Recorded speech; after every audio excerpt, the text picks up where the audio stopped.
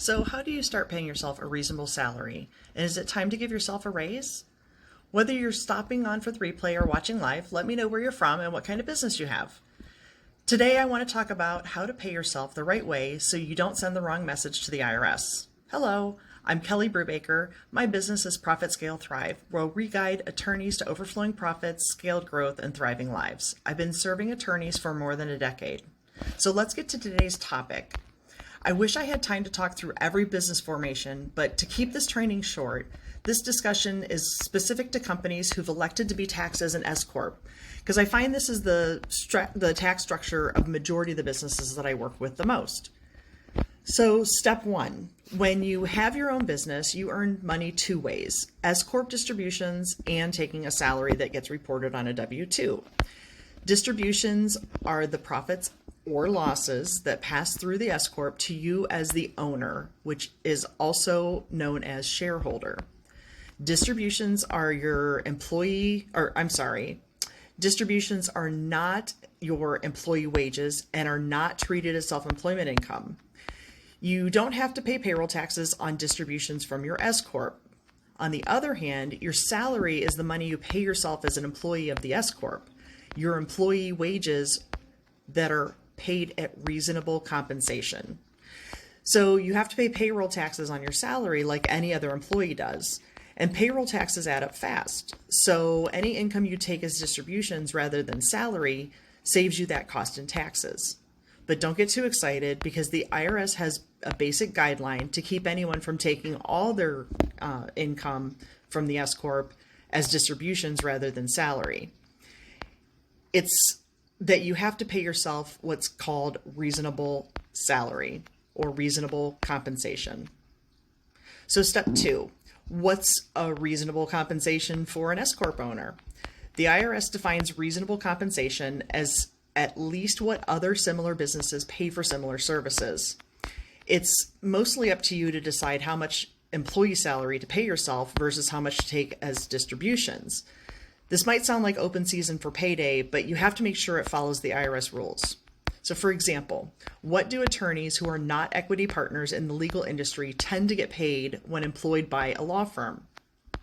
When you're deciding how to pay yourself, think about your training, your experience, your responsibilities, time devoted to the business, what comparable businesses pay for similar services, and your compensation agreements. Just remember that reasonable compensation requirement for S Corps only comes into play for you and any other shareholders in your firm if you take distributions from the company's profits. So if you are not taking any distributions and all net profit is just reinvested right straight back into the business, then reasonable compensation isn't a rule that the IRS imposes on you.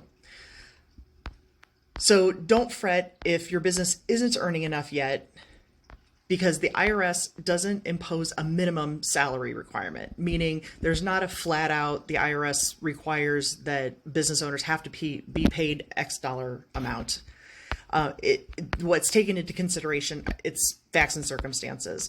So if your business is not yet earning enough to pay yourself a salary comparable to others in the field, the IRS will not enforce reasonable compensation in comparison to your competitors.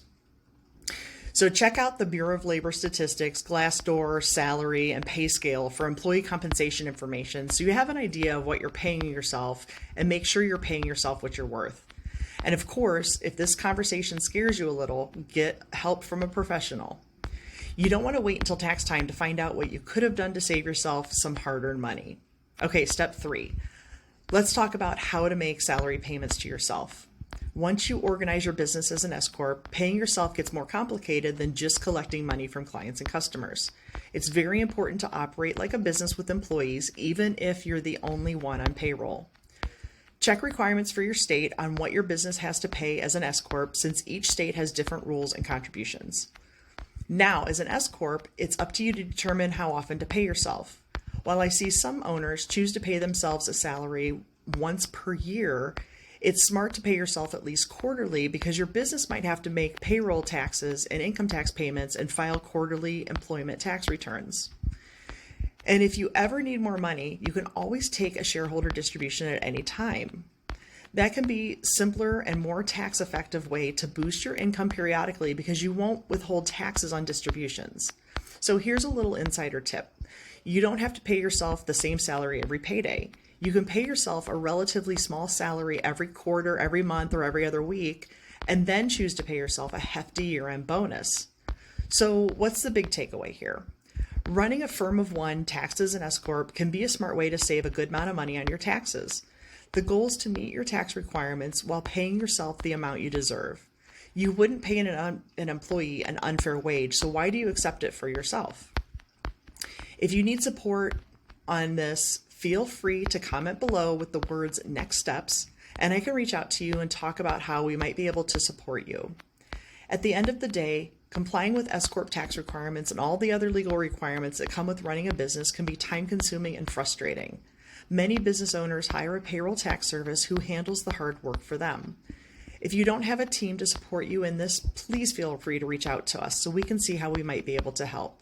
Also, if you know a business friend who might need to hear this information, please share this video with them or tag them below. Thanks for joining me this morning and have a wonderful day.